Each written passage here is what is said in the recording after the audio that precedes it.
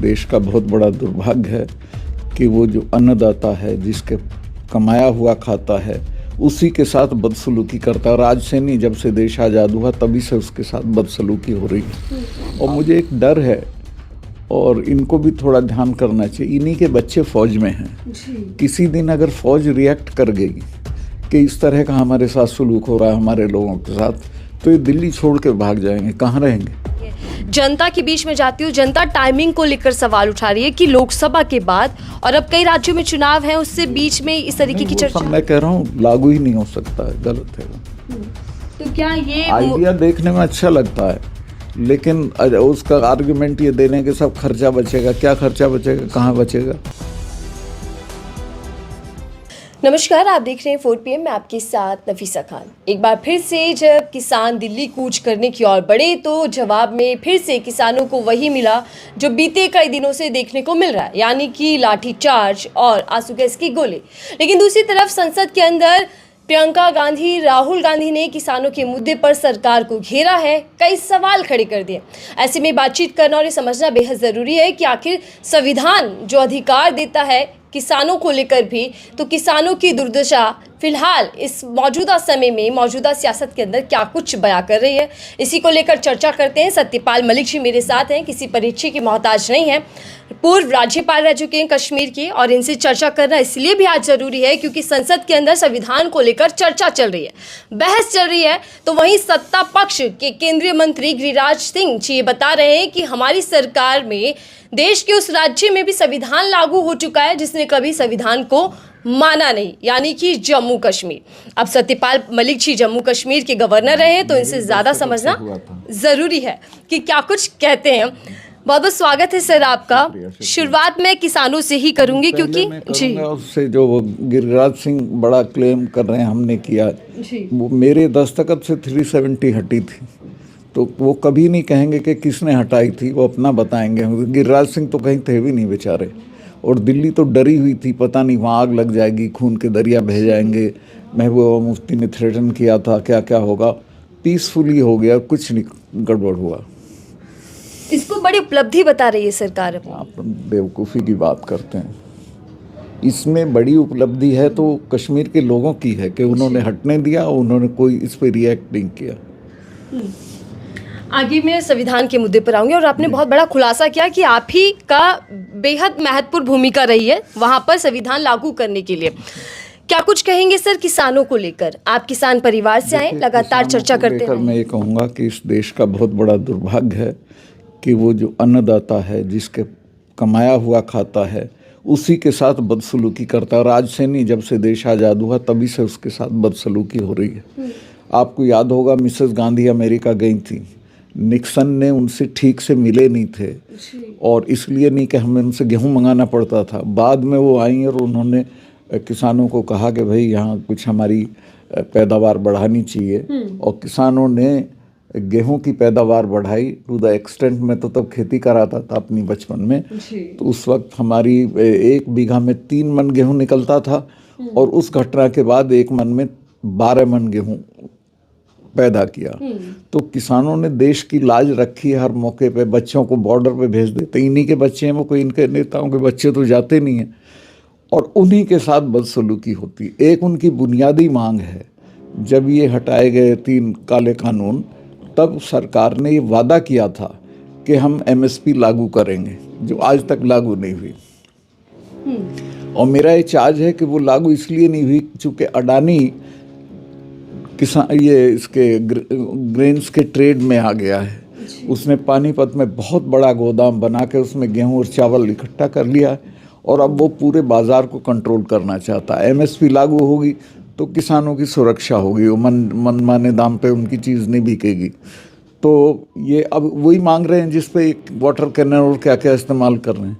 दूसरे ये है कि तुम रास्ता कैसे रोक दोगे? पंजाब से दिल्ली आना चाहते हैं तो हरियाणा कैसे रास्ता रोक देगा?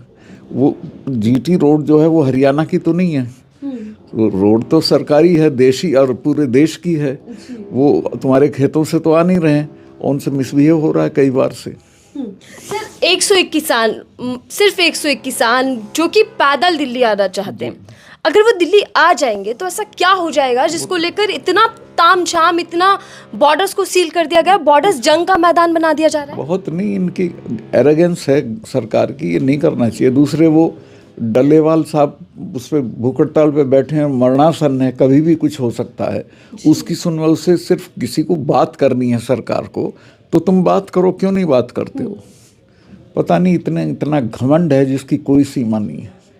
अभी आपने वादा का भी जिक्र किया, किसानों से सरकार वादा करती है, लेकिन प्रशासन का जो रवैया हम बीते कई समय से देख रहे हैं, क्या समझा जाए कि सरकार का इरादा क्या है, मंशा क्या है? इरादा अच्छा नहीं है उनका कुल मिला के। क्योंकि जब पिछली बार वो काले कानून आए थे तो मैं ही गया था प्रधानमंत्री से, मेरा उन पर झगड़ा हो गया था। गवर्नर रहते हुए गया था मैं नोट ऑफ डिसेंट देने, और इस्तीफा जेब में ले गया था। तो उन्होंने कहा कि नहीं सतपाल ये चले जाएंगे। मैं कहा आप जानते नहीं हो ना सिखों को ना जाटों को, ये तब जाएंगे जब आप चले जाओगे। और करीब करीब अगर ये दो पार्टियां सपोर्ट ना करती तो चले ही गए थे। इस बार हारी गई थी ना, अभी तो अपनी जीत बता रहे हैं, जीत कहाँ हुई इनकी। तो ये इनमें बहुत घमंड है, और वो घमंड इनको ले डूबेगा किसी दिन। कई किसान घायल हो चुके हैं, जख्मी हो चुके हैं, ये खबर भी सामने आ रही है। सबसे बड़ी चीज़ ये खुले आसमान में पड़े रहते हैं रात भर, दिन में धूप में पड़े रहते हैं, खाने का कोई इंतज़ाम नहीं है, और तुम्हें कुछ नहीं, अपना एक नुमाइंदा भेजना जो उनसे बातचीत कर ले, उतना भी तुम करने को तैयार नहीं हो। और सर इसी किसानों को मुद्दे के लेकर प्रियंका गांधी ने भी हमला बोला है। प्रियंका गांधी जी कह रही हैं कि किसान जो हैं भगवान भरोसे हैं इस वक्त, सरकार ने तो बेसहारा लाचार छोड़ दिया। सही कह रही हैं वो, और मुझे एक डर है, और इनको भी थोड़ा ध्यान करना चाहिए। इन्हीं के बच्चे फौज में हैं, किसी दिन अगर फौज रिएक्ट कर गई कि इस तरह का हमारे साथ सलूक हो रहा है हमारे लोगों के साथ, तो ये दिल्ली छोड़ के भाग जाएंगे, कहाँ रहेंगे? मुझे इस बात का खतरा बहुत एकदम दिखाई दे रहा है। और हम देखते हैं कि जवान और किसान आमने सामने आ गए, ऐसी स्थिति बनती जा रही है। वो तो जो बेचारा वर्दी पहने हुए, वो तो जो हुक्म होगा वो उसको लागू करता है। जी, इसी के साथ प्रियंका गांधी एक और बात कह रहे हैं, जैसा आप भी सत्ता के हिस्सा रहे हैं, तो आपसे समझना बेहद ज़रूरी है कि देश के अंदर भारत का संविधान है, आरएसएस का विधान नहीं। तो क्या मंशा वही है, आरएसएस की विधान को स्थापित करने की कोशिश की जा रही है? विधान को तो नहीं, वो अपनी मनमर्जी, जिद और एरोगेंस को स्थापित करने की कोशिश कर रहे हैं, और संविधान उनको अधिकार देता है जिन पे तुम बौछार मार रहे हो। उनका लेकिन राजनाथ सिंह जी और बीजेपी के तमाम सांसद नेता बड़े बड़े वादों के साथ, दावों के साथ बता रहे हैं कि कैसे संविधान का हमारे कार्यकाल में मान सम्मान बढ़ा, और हम उसी हिसाब से सरकार चला रहे हैं। बकवास कर रहे हैं, गलत कह रहे हैं। कहाँ चला? इमरजेंसी को याद दिलाते हैं। इमरजेंसी वो एक बार हुई थी, ठीक है, उसका पनिशमेंट भी मिसेस गांधी को हो गया था, और उस वक्त ये साबित हुआ था कि जब भी कोई कानून से खेलेगा, संविधान से, उसका यही हशर होगा। सर आपने तो कई प्रधानमंत्रियों का कार्यकाल देखा होगा, और मुझे उम्मीद है कि इंदिरा गांधी जी का भी कार्यकाल आपने देखा होगा। तब से लेकर अब तक क्या लगता है कि आपका अनुभव क्या कहता है कि किस कार्यकाल में, किस दौर में संविधान पर सबसे ज़्यादा खतरा मंडराया है, या फिर संविधान को कुचलने की कोशिश की गई है? देखिए, अब मुझे लगता है कि ये चाहते थे संविधान को ख़त्म करने का, पर इनका चुनाव में नंबर नहीं आया, इसलिए ये नहीं कर पाए। इनकी नीयत ठीक नहीं, पर उसको लागू करने में कुचलते ही हैं ये अभी भी। और यही बात संसद में भी खूब गूंज रही है कि नतीजे कम आ गए, नंबर कम है, इसीलिए मंशा थोड़ी सी अधूरी रह गई। हाँ, बिल्कुल सही है। नतीजे आ जाते तो ये पता नहीं क्या करते, और मैं कह रहा हूँ जिस दिन इनके एब्सोल्यूट नतीजे आ जाएंगे तो ये वास्तव में मतलब डेमोक्रेसी को तो ख़त्म कर ही देंगे। लेकिन पीएम मोदी तो संविधान को माथे से लगाते हैं। भाई पीएम मोदी माथे को तो लगाते हैं। पीएम मोदी जब वो लड़कियां खेल के आती हैं मेडल लेके, तब तो उन्हें अपनी बेटी बताते हैं, और जब उनको वहाँ कुचला जाता है जनपथ पे तो उनकी खबर भी नहीं लेते हैं। तो बोलने और करने में इनके बड़ा फर्क है। और आज संसद में जवाब भी दे रहे हैं पीएम मोदी, संविधान के मुद्दे पर विपक्ष को घेर भी रहे हैं और बता भी रहे हैं कि उपलब्धियां क्या रही बीते 10 सालों की। अब कौन मान रहा है, सबको पता है, लेमैन भी जानता है सारी चीज़ें, कोई बहकावे में नहीं आने वाला। वो तो कांग्रेसी ताली बजा देंगे, वो बोल देंगे उनकी पार्टी के लोग ताली बजा देंगे, बस इतना ही है। भाषण को लेकर चर्चा खूब होती है सर पीएम मोदी के, और आज संसद में प्रियंका गांधी ने भी कल भाषण दिया, पहला भाषण था उनका। क्या तुलना की जा सकती है कुछ नया? तुलना नहीं, वो अलग है, पर प्रियंका बहुत अच्छा बोली, और it was a good beginning on her part, और मैं कहता हूँ वो दूर तक जाएंगी। जी, सत्यपाल मलिक जी, आप सरकार का हिस्सा रहे। राहुल गांधी ये बात कहते हैं कि इससे कहना चाहिए देश के अंदर दो विचारधाराओं की लड़ाई चल रही है। बिल्कुल सही। चूंकि आप हिस्सा थे सरकार का, तो क्या कभी आपने ये महसूस किया कि सरकार की जो विचारधारा है वो अलग है, वो देश विरोधी है, इस तरीके? देश विरोधी तो नहीं है, लेकिन उसमें बहुत वैल्यूज़ के खिलाफ है, वो सेकुलरिज्म के खिलाफ है, वो डेमोक्रेसी के खिलाफ है। तो क्या आरएसएस और बीजेपी की विचारधारा जो है वो बिल्कुल अपनी विचारधारा है, जिसमें अपनी है, आरएसएस की तो पूरी चल नहीं रही, वरना वो तो पता नहीं क्या क्या कर दे। तो क्या इस मौजूदा समय में आरएसएस और बीजेपी के अंदर भी टकराव देखने को मिल रहा है? टकराव है।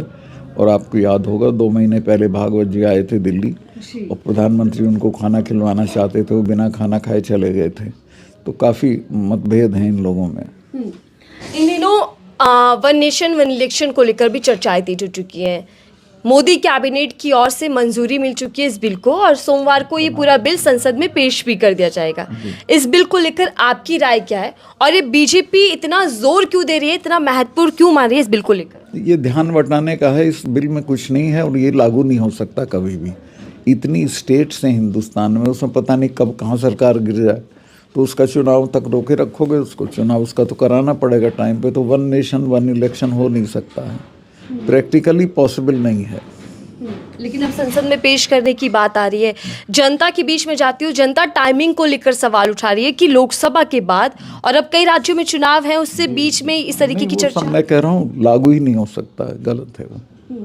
तो क्या ये आइडिया देखने में अच्छा लगता है, लेकिन उसका आर्गुमेंट ये देने के सब खर्चा बचेगा, क्या खर्चा बचेगा, कहाँ बचेगा? तो इसको ये फ्रिवलस इश्यूज उठा के जो मूल मुद्दे हैं उनसे ध्यान हटाना चाहते हैं। सत्यपाल मलिक जी, मैं ये भी समझना चाहूँगी इस पूरे मुद्दे में, अभी जो स्टेट लेवल पर चुनाव होते हैं तब ये सवाल उठा दिए जाते हैं जनता और विपक्ष के बीच में कि ईवीएम में गड़बड़ी है, जो चुनावी प्रक्रिया है वो ठीक नहीं है, पारदर्शी तरीके से नहीं हो रहा। और अगर एक देश एक चुनाव हो जाएगा तो क्या चुनावी प्रक्रिया कुछ बेहतर हो पाएगी या फिर और शक पैदा हो जाएगा? प्रक्रिया से कोई बेहतर होना नहीं है, ईवीएम तो होनी ही नहीं चाहिए। और दुनिया के अब किसी मुल्क में नहीं है, जापान ने अभी हटाई है इसी महीने। ये ईवीएम देखिए, जिस चीज़ में चिप होगी वो मैनेजेबल होगी, तो ईवीएम को ख़त्म करना चाहिए और कागज़ से चुनाव कराना चाहिए। जी सर, हम देख रहे हैं कि उत्तर प्रदेश के अंदर से जी उसको कभी और सर, हम देख रहे हैं कि उत्तर प्रदेश से कई तस्वीरें ऐसी सामने आ रही हैं जहां पर ये माना जा रहा है कि अल्पसंख्यकों के ऊपर जुल्म हो रहा है।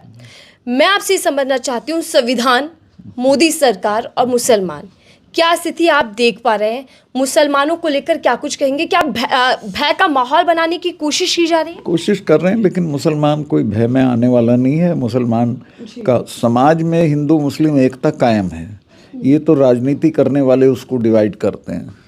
जी, लेकिन जिस तरीके से हम भाषण देखते हैं, बटेंगे तो कटेंगे, एक रहे तो सेफ रहेंगे, 80-20, उसमें मुसलमान का कम था। इनका एंगल जो है उसको आप समझिए, वो ये है कि अदर देन अपर कास्ट जो बाकी बिरादरियां हैं, ओबीसी, एससी, एसटी, ये अपना हिस्सा ना मांगे। अगर इन्हें हिंदू बना के खड़ा कर देंगे तो ये अपने इश्यूज नहीं उठाएंगे।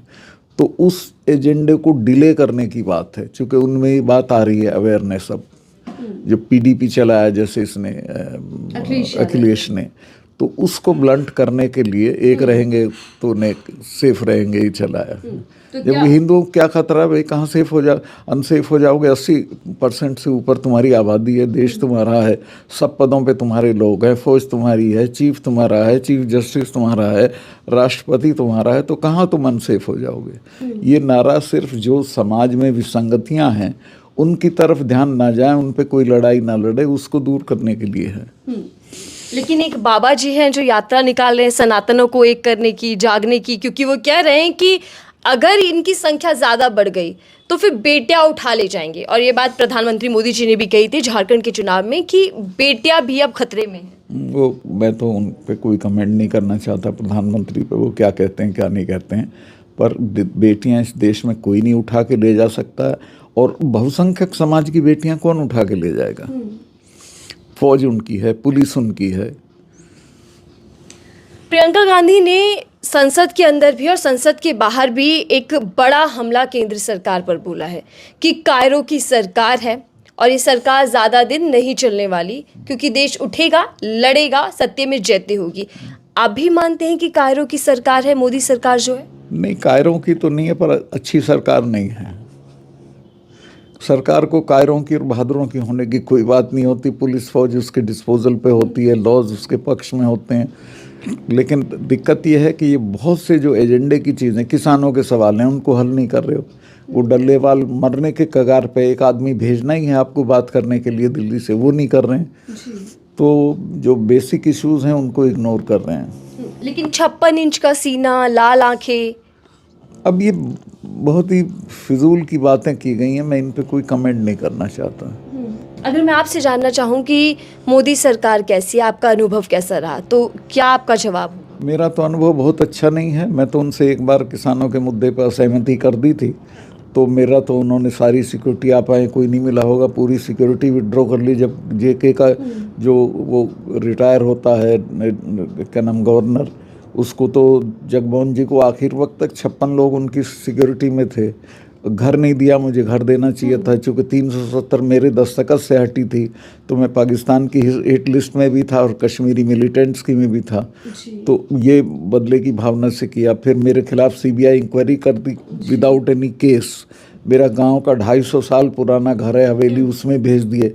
तो ये बहुत बदले की भावना से काम करते हैं और डिसेंट नहीं सुनना चाहते हैं। जिस तरह से आपके साथ एक्शन लिया गया, तो क्या ये माना जाए कि केंद्र सरकार, पीएम मोदी आलोचनाओं से डरते हैं, चर्चा से भागते हैं? चर्चा से भागते हैं। चर्चा तो वो आप देखिए ना, उन्होंने प्रेस कॉन्फ्रेंस नहीं की आज तक, कोई कभी नहीं करते हैं। सवाल जवाब से डरते हैं। वो उनका सुनते रहो आप जी। वो मेरे मन की बात, वो दूसरे के मन की बात नहीं सुनना चाहते हैं। ठीक है, मैं आखिरी सवाल आपसे ले रही हूँ सर, क्योंकि 75 साल संविधान को हो चुके हैं और इसी को लेकर संसद में चर्चा चल रही है। संविधान का असली रखवाला कौन है और ये संविधान क्या वाकई खतरे की ओर ज्यादा बढ़ता जा रहा है मौजूदा सरकार? संविधान में ऐसी वो है प्रावधान, इसको कोई आसानी से ख़त्म नहीं कर सकता है और इनको इतना नंबर नहीं मिलेगा जितना नंबर चाहिए उसको चेंज करने के लिए। तो ऐसा कोई खतरा नहीं और देश में बहुत जागरूकता है, लोग खड़े हो जाएंगे, फौज है, पुलिस है, जुडिशरी है, कोई एक आदमी का नहीं चलने वाला है। तो ये जो मंशा और नियत खराब है, ये नहीं होने वाली? ना, नहीं होने वाली, नहीं होगी। ठीक है, धन्यवाद हमसे बातचीत करने के लिए। सत्यपाल मलिक जी हमारे साथ थे, जिनसे हम ज्यादा जानकारी ले रहे थे कि संविधान के मुद्दे पर उनकी राय क्या है और आखिर देश के अंदर मौजूदा सियासत किस तरीके से चल रही है। ये जो आरोप प्रत्यारोप संसद के अंदर लग रहे हैं, क्या आगे इस संविधान के मुद्दे पर ही देश की सियासत चलने वाली है? बड़े खुलासे सत्यपाल मलिक जी ने कर दिए हैं कि आखिरकार संविधान जो जम्मू कश्मीर में लागू हुआ, जिसका श्रेय केंद्र सरकार ले रही है, तो उसमें भी योगदान सत्यपाल मलिक जी का ही रहा है। आपकी इस पूरी रिपोर्ट को लेकर, इस पूरे इंटरव्यू को लेकर क्या राय है, ज़रूर साझा कीजिएगा कमेंट बॉक्स में लिखकर। फिलहाल दीजिए।